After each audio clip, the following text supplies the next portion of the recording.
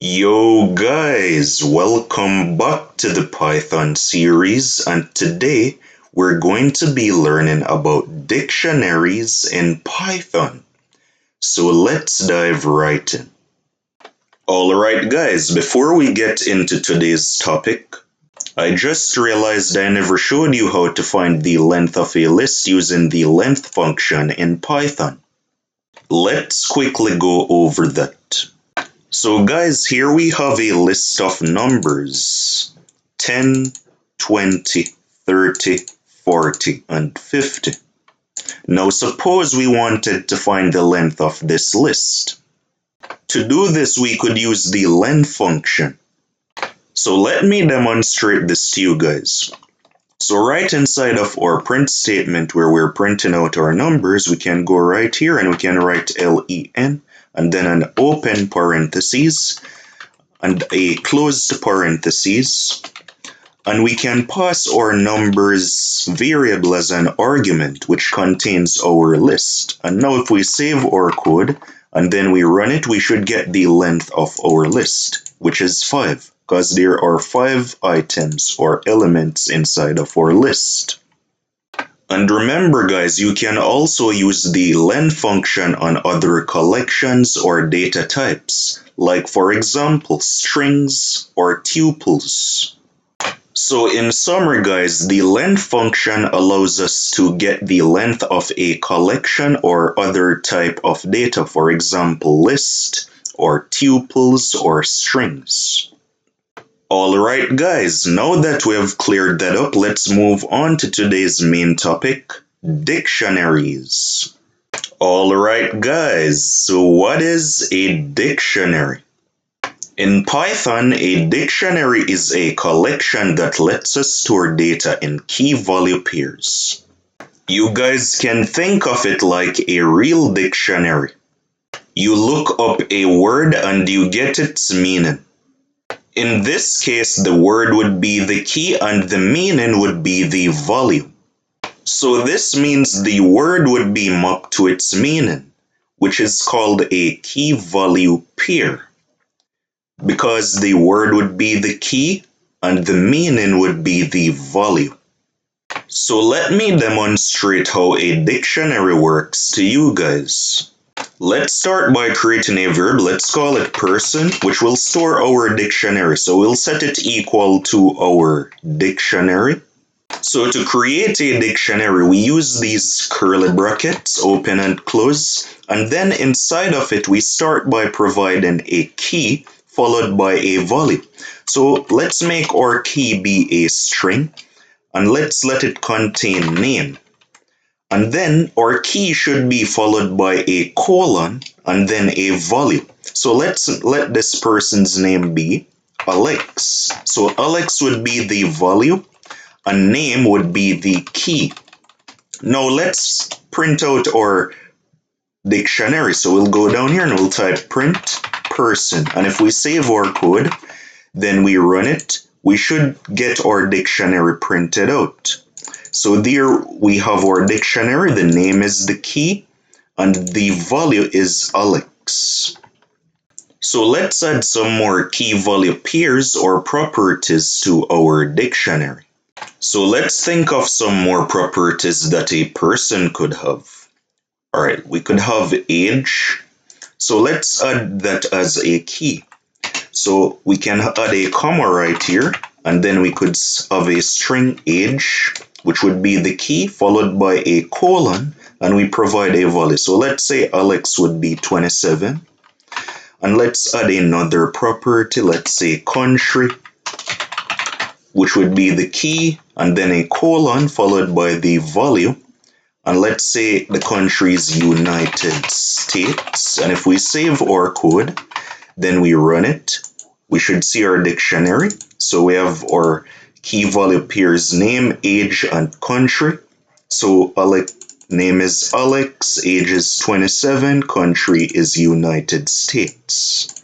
And that is how dictionaries work, guys. A dictionary is just a list or collection of key value pairs. So you can see, guys, our dictionary has three keys and each one is paired with a value. So the key name is paired with the value Alex, age is paired with 27, country is paired with United States. Alright guys, so what if we wanted to access values from our dictionary?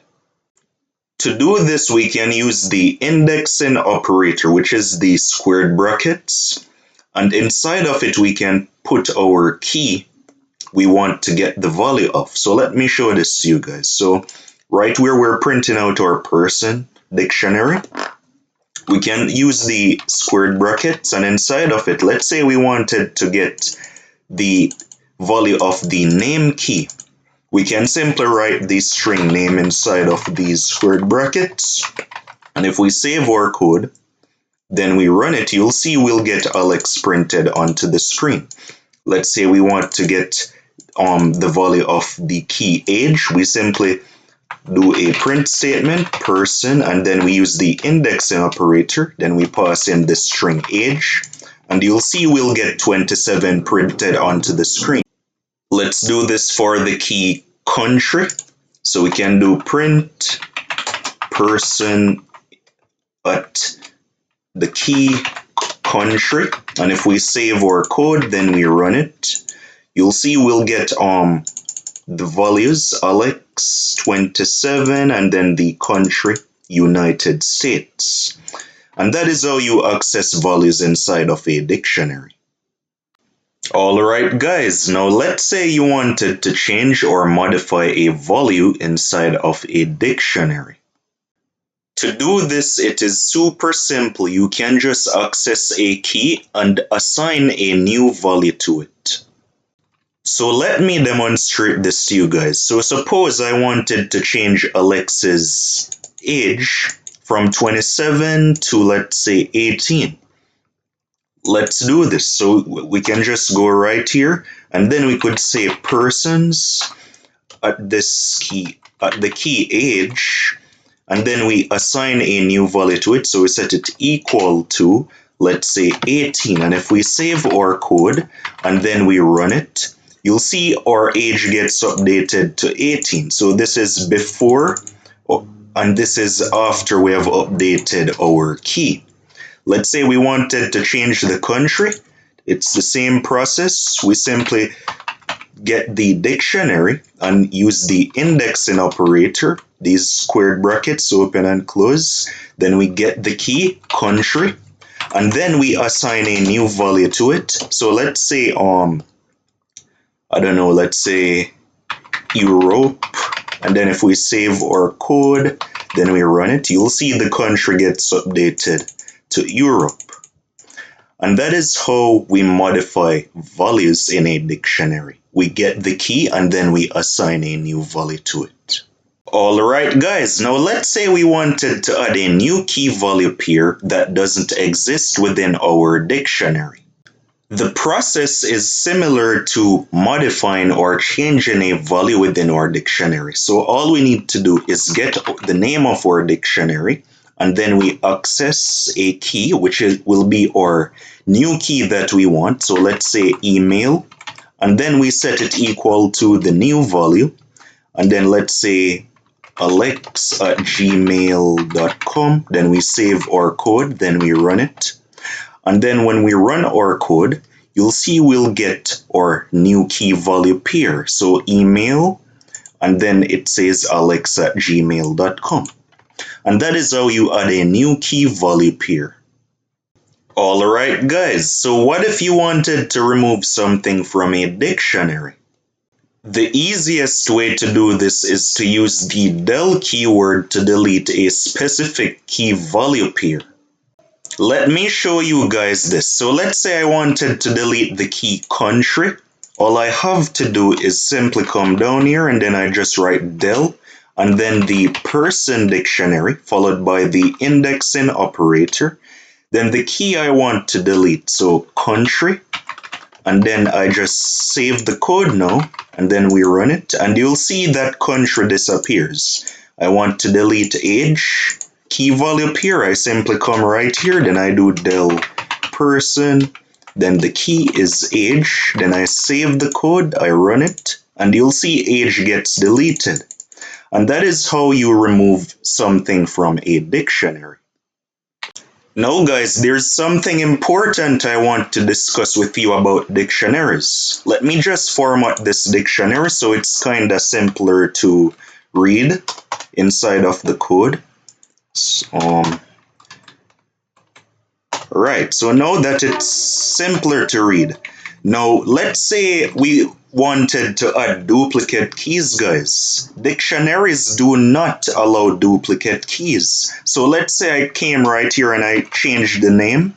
So I create another key and then I said colon, let's say, I don't know, John.